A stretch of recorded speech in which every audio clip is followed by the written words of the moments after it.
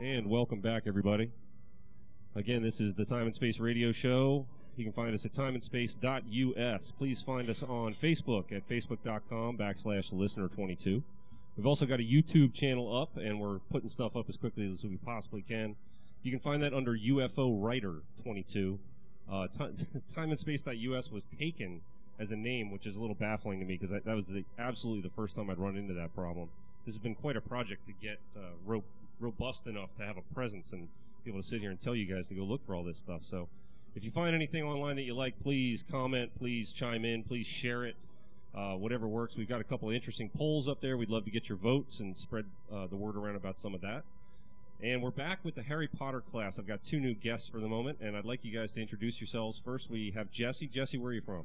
I'm from Fredericksburg, Virginia. Good old Fredericksburg, Virginia. And what year are you in here at Ferrum? I am a second-year junior, be a senior next semester. Very cool. I see you got a swimming sweatshirt on. You're on the swim team? Yeah, I'm on the new women's swimming team. It just started up this year. I was just going to say, what can you tell me about that? They didn't even have a swim facility like that when I was a student here. Yeah, well, the pool is in the basement of the old gym. Mm-hmm. We're kind of in the cellar. But they fixed it up. They really actually did a really good job with it. We have a new ventilation system. Our head coach is Lindsay De La Roseby. There's like 11 of us. So it's really not that big, but we've been working really hard. And I joined a little bit late because of some paperwork issues. But I've been having a lot of fun. We just had our first meet last week. Our first home meet is this Friday. So, who are you competing against? Oh, God, I should know. Emery and Henry. Oh, yeah, very good. Cool. Yeah. And what's your major here? I'm an international studies major. International studies, very good. Sitting up here with Jesse is Henry. Henry, welcome to the show. Thank you for having me here. What's your hometown? Newport News, Virginia. Newport News, another Virginia boy. What else do you do besides hang around in English classes studying Harry Potter? Well, I'm part of the men's lacrosse team that I just started up last year. Very cool. What position you play? Defense. Yeah. Have you been playing a long time? Did you play in high school? I played in high school, and I also played as a young kid in a rec league back in my home. Very good. Let me ask you why you signed up for this class. Well, I did it because I needed the literature intensive, and also I thought it was just an interesting class. Like, I wouldn't think that a Harry Potter class would even be available in college. Right. Yeah, you're probably looking at the catalog, and that would have caught just about anybody's attention, I would think. Yeah. Now, have you read all the books and seen all the movies? I have not read all the books, and I've only seen maybe 4.5 of the movies. Oh, very good. Okay. And Jesse, how about you? I've read all the books at least 3 times each. Yeah. Wow. I saw the movies 1 through 4, then I stopped watching them, and then I saw the second half of the 7th one, and I loved it, so... my family owns all the movies because my family is a bunch of Harry Potter geeks. So I'll just have to go home and watch the rest of them. Yeah, by a show of applause again, how many people would actually classify themselves as Harry Potter geeks? Yeah, all right, that's pretty good. That's pretty good. I would have to count myself among that group, but I left a Gryffindor sweatshirt at home today, so decided to try to look a little bit nicer, if at all possible. What have you stumbled across so far in the class? Being well read on Potter, if I could put it that way. What have you found in the class so far that you like? Gosh, there were so many things. Just being able to talk about Harry Potter extensively and not being given like these weird looks, like, what are you talking about? Just being able to talk about it and get into the characters. Being able to admit that Snape is my favorite character and not like being told I'm blasphemous and that Harry forever. But now, are you on the chat rooms? Do you have a bunch of other friends aside from your family that are all Potter crazy? I'm not on the chat rooms, but back home I have a good amount of friends who like Harry Potter. Some of them stopped speaking to me for a week when they found out I saw so many of the movies because they're like, no, you can't see the movies.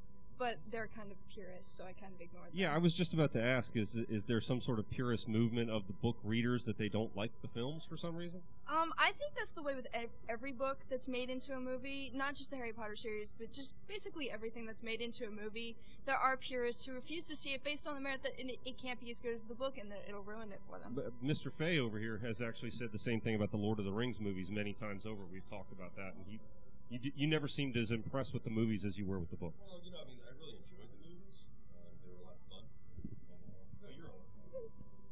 mean, I enjoyed them quite a bit, but they have to leave so many parts out. It's not as fluid as the books. It's real choppy. They break it up. So. I would agree with that. I was going to say, Henry, what have you found in the class so far that's kind of caught your interest? I just thought it was interesting how this class really focuses on like the modern aspect of like kind of how we classify a hero nowadays.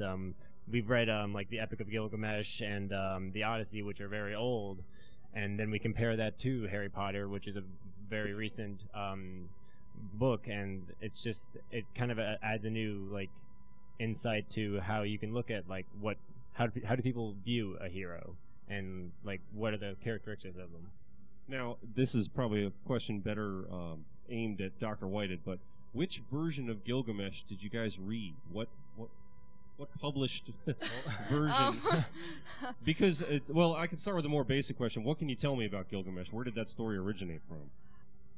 It was in Syria? Yeah.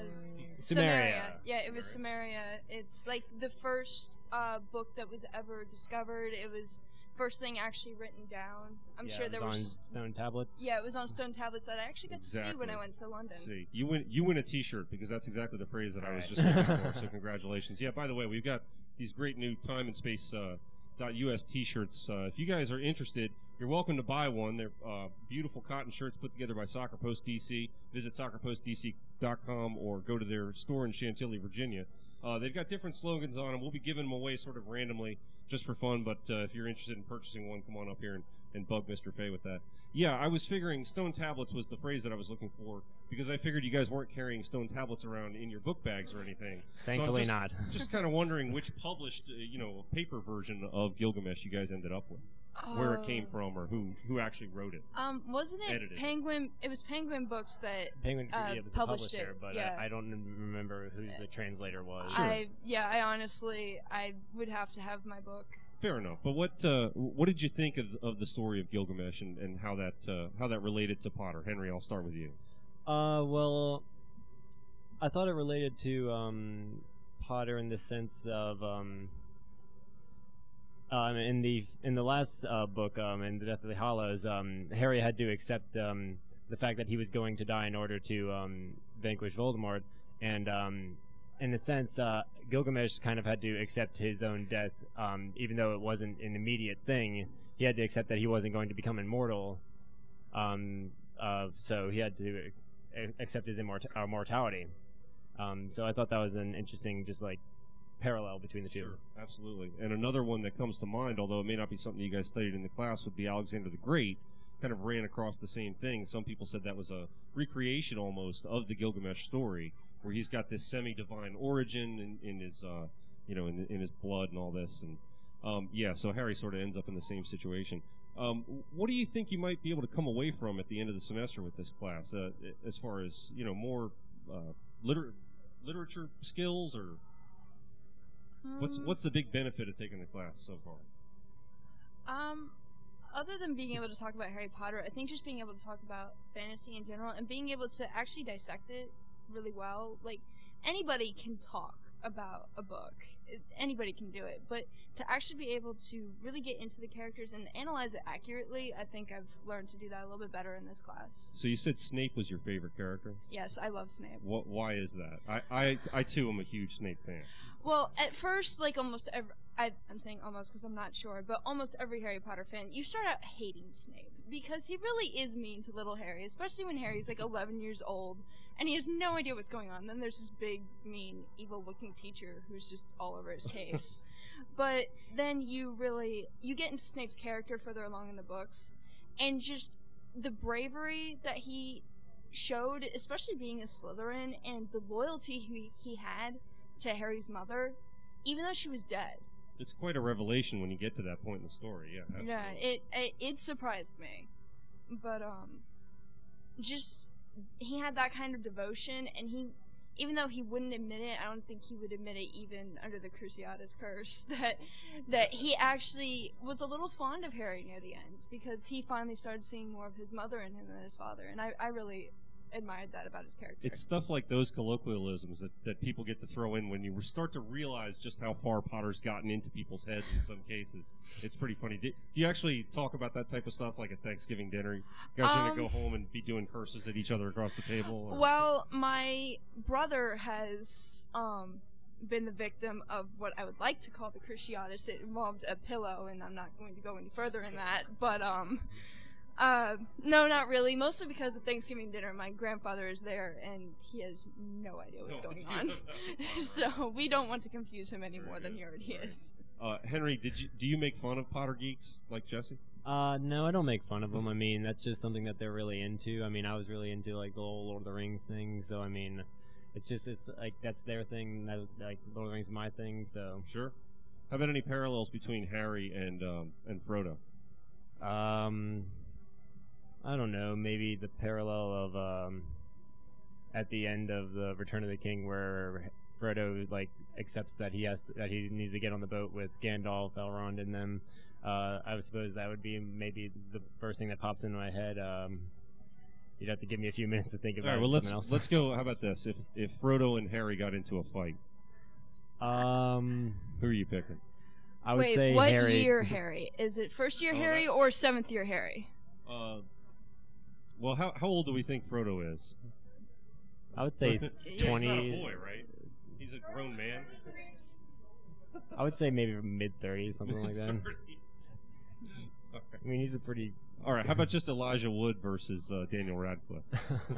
Just straight up, no characters. Elijah Wood. Elijah Wood. Excellent. All right. Thanks, guys. You're listening to Time and Space Radio Show. Oh, I'm sorry. Yes.